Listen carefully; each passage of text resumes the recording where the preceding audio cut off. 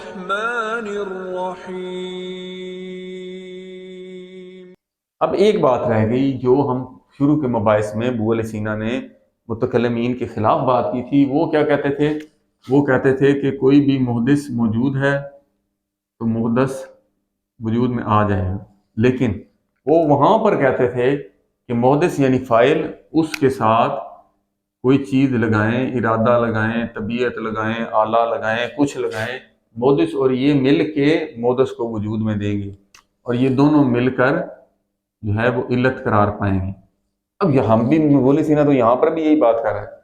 تو بولی سینا نے یہاں پر جو بات کی تھی وہ یہ کہ متکلمین اصل میں یہ چاہتے تھے کہ محدث کا جو ارادہ ہے وہ اس کی ذاتی ہو، یہ اس کی ذات قرار پائے اللہ تعالیٰ۔ یہاں حادث میں جبکہ یہ ایسے، یہ مفعول میں ایسے نہیں ہے۔ حادث میں تو ہوتا ہے، لیکن مفعول میں جو ہم قرار پاتے ہیں کہ ڈائریکٹ جو اللہ تعالیٰ ہے اس سے جو مخلوق وجود میں آنی ہے اس کی آگے بحث کریں گے، یہاں تک یہ بحث ہوگی۔ اب اگلا متن میں کیا لا رہا ہے ابو علی سینا؟ اسی بات کو جو ہم نے ابھی کی ہے وہ کیا ہے؟ وہ کہہ رہا ہے کہ سب سے پہلے فخر الدین رازی نے اس اعتراض کیا اس چیز پر، اس پوائنٹ پر۔ اس نے کہا آپ کہہ رہے ہیں علت کے ساتھ کوئی حال یعنی شرط وہ عدمی بھی ہو سکتی ہے کہ زوال مانے زائل ہو جائے، کوئی بھی مانے وہ زائل ہو جائے۔ آپ وہ بولے کہہ رہا ہے کہ یہ دیکھیں کہ آپ کہتے ہیں علت پلس اس کا جو حال یعنی جزو ہے، وہ جزو کیا ہے؟ یہ جزو عدمی ہے۔ کہتا ہے کوئی جزو بھی کسی علت کا عدمی ہو سکتا ہے، وہ تو خود معدوم ہے۔ معدوم شے جو ہوتی ہے وہ کسی شے کو کیسے وجود دے سکتی ہے؟ یہ دیکھیں علت اور اس کا جز وہ عدمی ہے، جب یہ جز موجود ہوگا تو پھر معلول وجود میں آئے گا۔ انہوں نے کہا یہ عدمی چیز کسی چیز کو وجود معلول کو کیسے وجود دے سکتی ہے؟ یہاں پر ابو علیہ سینا نے جواب دیا ہے کہ یہ جو ثابت امر ہے، معلول تو ثابت ہے، اس کے لیے یہ ایک شرط بن رہی ہے، اور یہ شرط کیا ہے؟ یہ مفہوماً عدمی ہے، مفہوماً عدمی ہے۔ خارج میں آپ دیکھیں کہ اور وہ مقید ہے، کس کے ساتھ مقید ہے؟ مثال کے طور پر یہ جز جو عدمی ہے، ہم کہہ رہے ہیں مانے زائل ہو جائے، یعنی جو گھٹا ہے وہ زائل، گھٹا ایک ثابت امر ہے، یہ عدم صرف نہیں ہے بلکہ عدم مقید عدم ہے۔ جیسے عدم مضاف ہوتا ہے کہ جو زید ہے وہ نہیں ہے، وہ یہاں پر نہیں ہے، کسی اور جگہ پر وہ امر ثابت ہے، یہاں پر وہ اس کو کہتے ہیں عدم مضاف، مطلق یا عدم صرف نہیں ہوتا۔ تو یہ ہے جیسا کہ ذہن میں آپ بناتے ہیں کہ عدم العلت علت العدم، کیا کہتے ہیں؟ عدم العلت علت العدم، عدم کی علت کیا چیز ہے؟ علت کا نہ ہونا۔ یہ دیکھیں کہ عدم کی علت کیا ہے؟ کہ عدم العلہ، یہ جو علت بن رہی ہے، یہ والی علت بن رہی ہے، اس سے معلول، یہ علت ہے، یہ معلول ہے، یہ اس معلول کی علت کیا بن رہی ہے؟ عدم العلہ، یہ بھی تو عدم ہے۔ تو یہ جو علت ہے یہ ثابت امر ہے، جو عدم ہے یہ مقید ہے اس کے ساتھ۔ تو یہ ذہن میں مفہوم میں اللہ تعالیٰ نے یہ صلاحیت رکھی ہے کہ شریک باری تعالیٰ بھی آپ فرض کرتے ہیں کہ جو معدوم شے ہے خارج میں، لیکن اس کو حملے شائع میں مقول ثانی فلسفی میں اس کو پھر حمل کر سکتے ہیں آپ۔ تو یہ ہو گیا یہاں پر۔ اب جو بات اصل میں جو ہم نے پچھلا اعتراض کیا تھا کہ جب بھی معلول معدوم ہوگا، اگر معلول معدوم ہے تو پھر یہ مطلب نہیں ہے کہ علت بھی معدوم ہے۔ اگر یہ معلول نہیں ہے، علت جب بھی ہوگی معلول پایا جائے گا، یہ ہم نے کہا تھا۔ لیکن معلول معدوم ہے تو علت بھی معدوم، یہ کلی قانون ہے۔ کیسے؟ کب معدوم ہو؟ علت معلول اگر نہیں ہے تو اس سے یہ مراد نہیں ہے کہ علت معدوم ہے، وہ علت ہو سکتا ہے موجود ہو لیکن اس کا وہ حال موجود نہ ہو۔ یہی ہم بار بار عرض کر رہے ہیں، علت کے لیے وہ حال ہونا، وہ شرائط ہونا، کوئی ایک بھی شرط جس شرط کے ملنے سے جب علت کے ساتھ ملے گی تو معلول وجود میں آئے گا۔ تو یہ کہتے ہیں کہ جو معلول ہے وہ محتاج ہے علت کا اور اس حال کا جو شرط قرار پا رہا ہے، اور یہ جو حال ہے یہ وجودی ذاتی بھی ہو سکتا ہے، عدمی بھی ہو سکتا ہے، اور خارجی بھی ہو سکتا ہے، یعنی ذاتی اور خارجی بھی ہو سکتا ہے۔ تو یہ ہو گیا. اور یہ آپ یاد رکھیں کہ علت جب بھی اس کے ساتھ حال ہے معلول لازمی وجود رکھے گا. اب یہ علت کا یہ جو حال ہے، اگر یہ دائمی حال ہے علت کے ساتھ تو معلول بھی دائمی ہوگا. کلی قانون، علت کا جو حال ہے وہ اگر دائماً یہ حال علت کے ساتھ ہے تو معلول بھی دائمی ہوگا. اگر علت کے ساتھ جو حال ہے اگر یہ وقتی ہے تو پھر معلول بھی دائمی نہیں بلکہ کیا ہوگا؟ وقتی ہوگا. اس چیز کو یاد رکھیں، یہ ایک بات ہوگی. اس سے اگلا نقطہ، اگلے نقطے میں مصنف کیا کہہ رہا ہے کہ جائز ہے کہ جو ہر معلول کے لیے جو علت ہے وہ اس کا حال متشابہ ہو. تشابہ سے کیا مراد ہے؟ اصل میں متعلق متکلمین کیا کہتے تھے کہ یعنی مفعول، جو بھی مفعول وجود میں آئے گا اس علت سے، اس سے پہلے عدم کا ہونا ضروری ہے.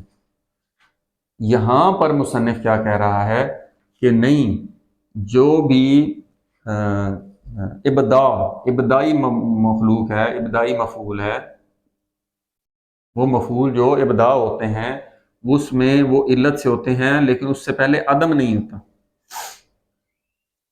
کیونکہ جو متکلمین ہیں وہ اس عالم زمانی عالم میں بھی، اس سے اوپر مثالی عالم میں، عالم ارواح میں، عالم عقول میں، سب میں قائل ہیں کہ محدث جو ہوتا ہے اس کے ساتھ ارادہ علت یہ شرائط ہوں گی. اور دوسری شرط وہ کہتے تھے کہ وہ محدث پہلے معدوم ہونا چاہیے. محدث پہلے عدم میں تھا پھر وجود میں آئے گا. ابو علیہ سینا نے یہی عرض کیا تھا کہ نہیں، کہ کوئی بھی فاعل سے جب مفعول بنے گا ہو سکتا ہے کہ وہ زمانی ہو یعنی حادث ہو ہو سکتا ہے وہ زمانی نہ ہو بلکہ اس مفعول سے پہلے عدم نہ ہو. تو یہ جو عدم نہ ہو یہ ابداع ہوتا ہے. یہاں پر یہ مصنف کہہ رہا ہے کہ یہ ممکن ہے. ممکن کیوں؟ ممکن کا لفظ کیوں استعمال کیا؟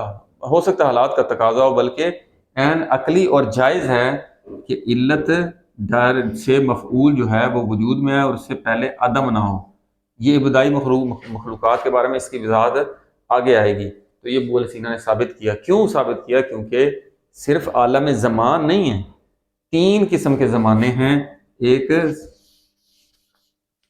ایک ہے سرمدی، عالم سرمد، ایک ہے عالم دہر، ایک ہے عالم زمان. اس چیز کو آپ یاد رکھیں، اس قانون کو. سرمد کیا ہوتا ہے؟ ثابت کا ثابت سے رابطہ یا نسبت یا تعلق. جب بھی ثابت کا ثابت سے تعلق ہوگا وہ عالم سرمد ہے. آپ کہیں گے ثابت کا ثابت سے یعنی جہاں تغیر نہیں ہے، تبدیلی نہیں ہے.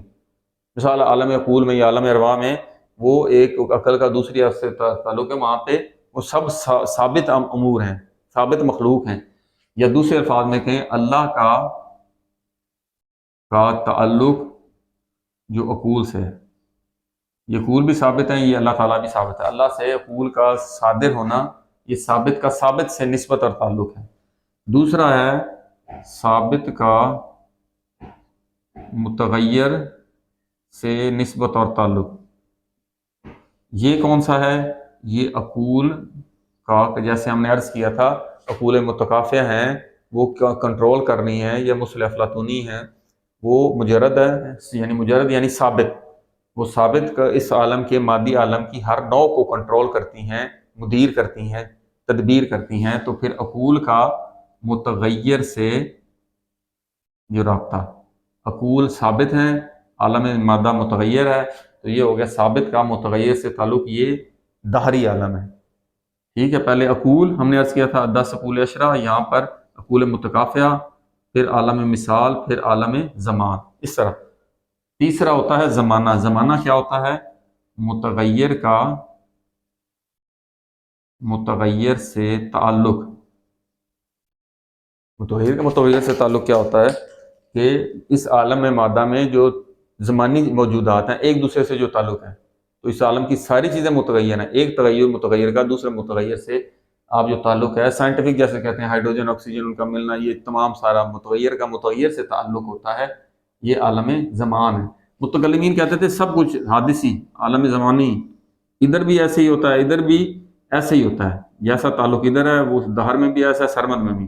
مصنف نے کہا نہیں، عالم سرمدی میں جو تعلق ہے وہ علت سے، اللہ سے جو حقوق صادر ہو رہی ہیں، تو ثابت کا ثابت سے جو تعلق ہے وہاں پر درمیان میں عدم نہیں آتا، ٹھیک ہے؟